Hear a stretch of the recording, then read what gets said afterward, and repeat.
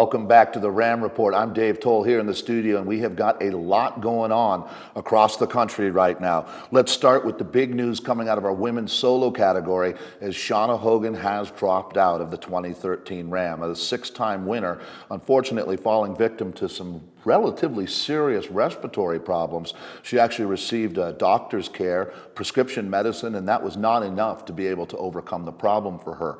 Some of the other riders in our women's solo category have been facing the same issues, not as severe, however, as we have seen, and you're going to get to take a look at Cassie Schumacher being passed by the unbelievable Maria Parker. This will go down as one of the greatest rides in Race Across America history if she can finish this event. Even not finishing right now, she's shown us that she has the heart of a lion. Maria Parker, once again, was involved just a few days ago in that incident where her crew was hit from behind by a non-race involved vehicle. The damage was extensive. About half of her crew ended up staying with her as she decided to continue on, and she is now our solo women's leader. Let's go ahead and take a look at our women's solo leaderboard here, as we are looking at Maria Parker as the gold standard right now. Everyone here at RAAM would like to send our best wishes out to Shauna Hogan. If you'd like to follow along with how she's doing, we'd recommend you go to her website, shaunahogan.com.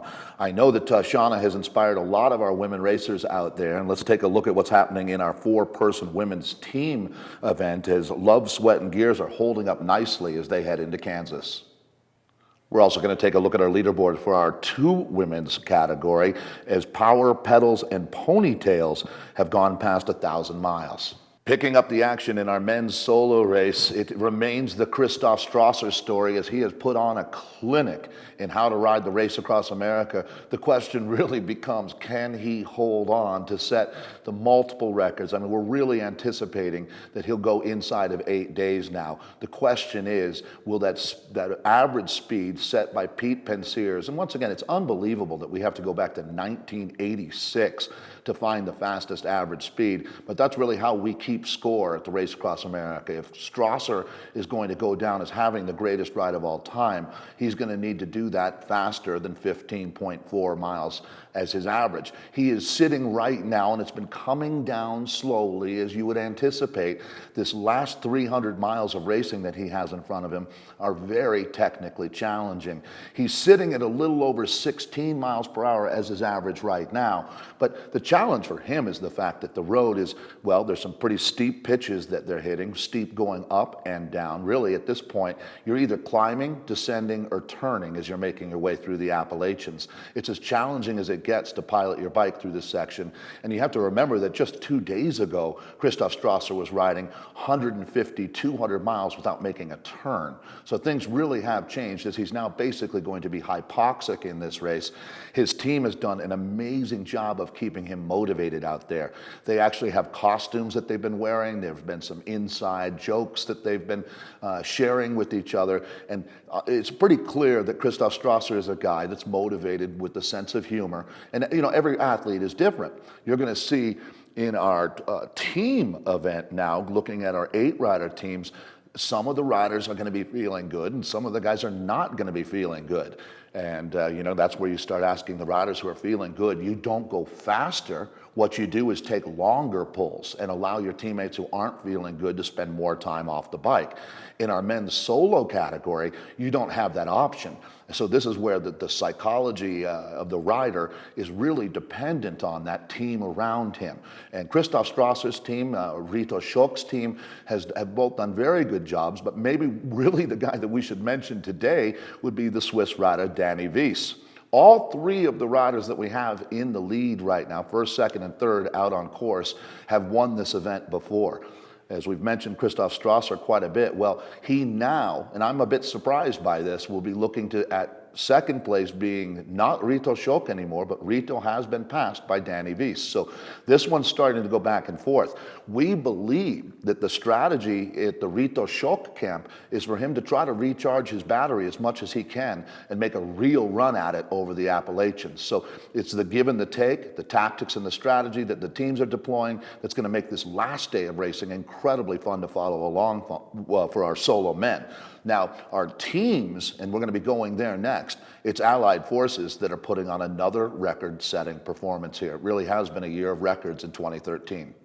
Another one of the great stories this year is if you want to set a record at the Race Across America, sometimes you have to surround yourself with other people who have that same mindset. Clearly at Team Allied Forces, that's what they've done. There's no one even close to them right now. The record is 5 days, 5 hours and 5 minutes. To do that, they would need to go over 22 miles an hour as an average. Well, they're traveling at 24.79 right now. Absolutely pinning it out there. Another inspirational ride. You talk about Maria Parker. You talk about Danny Weiss going past Rito Scholk out there. You talk about what Christoph Strasser is doing. Well, it's going to be really fun the next few days to watch how quickly these riders on the teams make their way into Annapolis.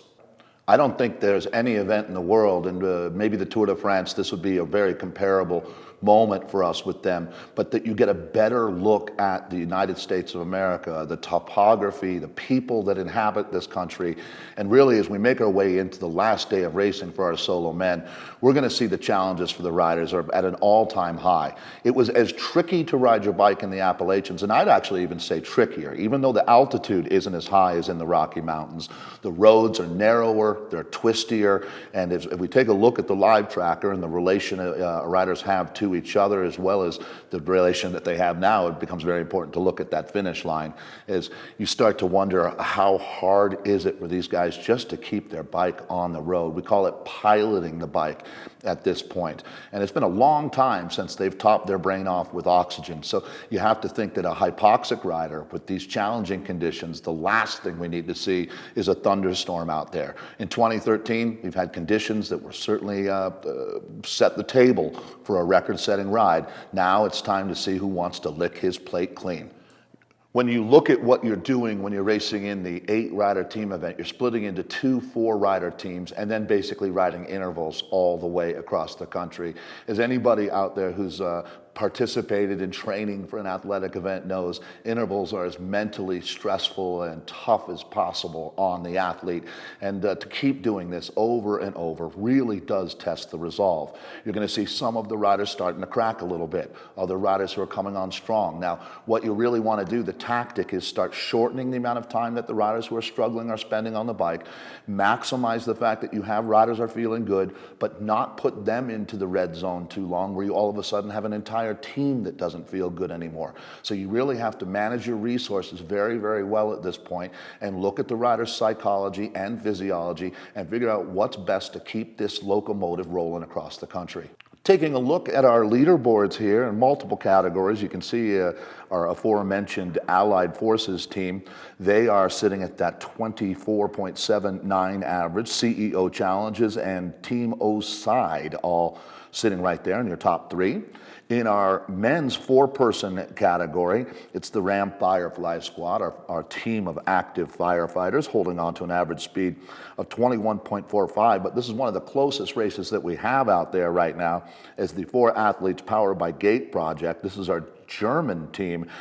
They are basically deadlocked right now, locking horns out there with the Fireflies. Team Melanoma Exposed also sitting very close to 20 miles an hour as an average speed in 3rd. The 2-man Danish team, the Biking Vikings, continue on their dominant pace around 370 miles in front of the 2nd place team in their category. That's Captain America and the Honey Badger, with Team Flying Frenchies sitting in 3rd in our 2-person category. A lot of the teams here at the 2013 RAAM are riding in memory of others or in support of a charity. This is Team Connecticut Challenges. They're talking about not only who they're riding for, but the fact that they're really looking forward to coming down out of the Rocky Mountains onto the flats and lower elevation. Riding for the Connecticut Challenge. We're all about helping cancer survivers. Excited for some flats for a while. And make up some time, get our average speed up a little bit before we get to the Appalachians. Well, it's been one of the more interesting days that we've had on the Race Across America here in 2013. Thanks a lot for joining us. The field is strong.